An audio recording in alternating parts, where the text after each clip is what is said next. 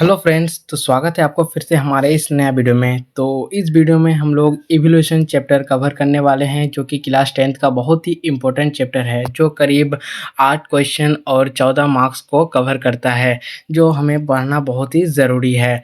तो अगर आप इस चैनल पे नए हैं तो प्लीज़ चैनल को सब्सक्राइब करके बेल आइकन को भी क्लिक कर दें, ताकि अगले वीडियो की नोटिफिकेशन आप तक पहुँचते रहें। तो सबसे पहले हम लोग जान लेते हैं इवोल्यूशन, यानी इवोल्यूशन होता क्या है। तो gradual changing in life is called evolution, यानी ग्रेजुअल जो चेंजिंग होता है लाइफ में उसको इवोल्यूशन बोला जाता है। यानी अगर कोई बॉडी पार्ट में तब्दीली आ जाता है, ह्यूमन बीइंग्स का किसी भी जानवर का या फिर इंसान का बॉडी पार्ट में कोई तब्दीली आ जाता है, तो उसको इवोल्यूशन बोला जाता है। और हम लोग जान लेते हैं कैरेक्टरिस्टिक्स ऑफ इवोल्यूशन, यानी इवोल्यूशन के कैरेक्टरिस्टिक्स को जान लेते हैं। तो सबसे पहला टर्म है evolution is a slow process. Evolution जो है वो बहुत ही स्लो प्रोसेस है। दूसरा टर्म है evolution is a gradual process. Evolution यानी एक ग्रेजुअल प्रोसेस है, यानी जब कोई बॉडी पार्ट चेंज होकर के किसी अच्छे चीज़ में तब्दील हो जाता है, तो उसको ग्रेजुअल प्रोसेस बोला जाता है। और तीसरा टर्म है हमारे पास living organisms convert simple to complex, यानी लिविंग ऑर्गेनिजम्स जो है वो सिंपल टू कॉम्प्लेक्स में चेंज हो जाता है। अब कहने का मतलब क्या है सिंपल टू कॉम्प्लेक्स में चेंज होना? तो इसको कहने का मतलब है, यानी जब ह्यूमन बींग्स नहीं हुआ करते थे तो एप्स हुआ करते थे। एप्स यानी एक बंदर का ही प्रजाति होता है, बंदर के ही तरह होता है, और एप्स से हम लोग ह्यूमन बींग्स में कन्वर्ट हुए हैं। तो उस टाइम एप्स के पास इतना कॉम्प्लेक्स माइंड नहीं था, बहुत ही सिंपल माइंड था। और ऐसे-ऐसे जब एप्स ह्यूमन बींग्स में कन्वर्ट हो गए तो ह्यूमन बींग्स के पास कॉम्प्लेक्स माइंड आने लगा। इसलिए इस टर्म को कहते हैं living organisms convert simple to complex. और चौथा टर्म हम लोग के पास आता है origin of new species is also called evolution, यानी न्यू स्पेसीज के ओरिजिन को भी इवोल्यूशन बोला जाता है। तो अब हम लोग बढ़ते हैं दूसरे स्लाइड की ओर। इस स्लाइड में एक बहुत ही इम्पोर्टेंट बात कहा गया है, इसको नोट कर लीजिएगा, यानी mutation is the main cows of evolution, यानी म्यूटेशन जो है इवोल्यूशन का बहुत ही बड़ा काउज़ है। अब ये जान लेते हैं हम लोग यहाँ पर जो म्यूटेशन होता क्या है। म्यूटेशन यानी genetic changing in body of human beings is called mutation. अब हम लोग जान लेते हैं ओरिजिन ऑफ लाइफ, यानी ज़िंदगी का शुरुआत कैसे हुआ। तो ज़िंदगी का शुरुआत सबसे पहला पॉइंट है when earth born it was a fireball, that time earth was filled with hydrogen, oxygen, carbon etcetera.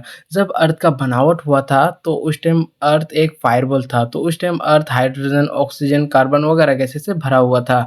And slowly this gases start making combination into H2N2 and CH4, और ऐसे ऐसे वो गैस अपने बीच में कॉम्बिनेशन बनाना start कर दिए और H2N2 CH4 में तब्दील हो गए।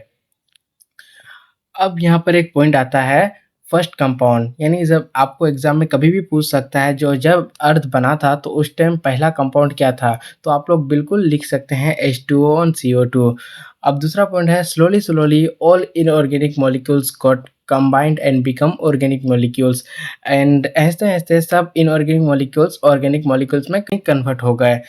तो अब हम लोग जानेंगे इनऑर्गेनिक मॉलिक्यूल्स क्या होता है और ऑर्गेनिक मॉलिक्यूल्स क्या होता है। इनऑर्गेनिक मॉलिक्यूल्स हम लोग बोलेंगे अमोनिया और हाइड्रोजन को, और ऑर्गेनिक मॉलिक्यूल्स बोलेंगे डीएनए एंड प्रोटीन को, यानी जितने भी लिविंग ऑर्गेनिजम्स होते हैं वो सब ऑर्गेनिक होते हैं।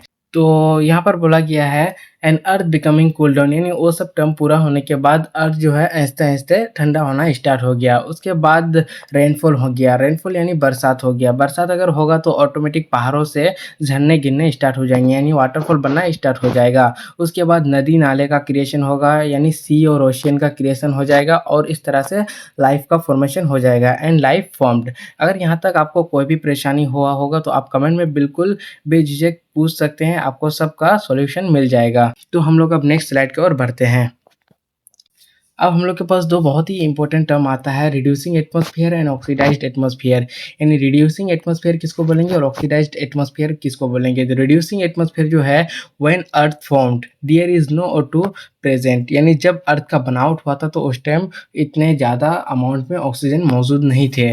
तो उस टाइम क्योंकि इतने पेड़ पौधे ज़्यादा नहीं थे, इसी वजह से ऑक्सीजन मौजूद नहीं थे।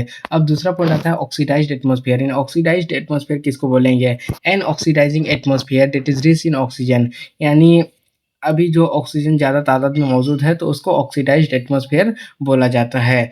तो हम लोग अब इस क्लास को यहीं तक छोड़ देते हैं और बाकी का टॉपिक हम लोग नेक्स्ट वीडियो में कवर करेंगे। तब तक के लिए थैंक यू एंड बाय।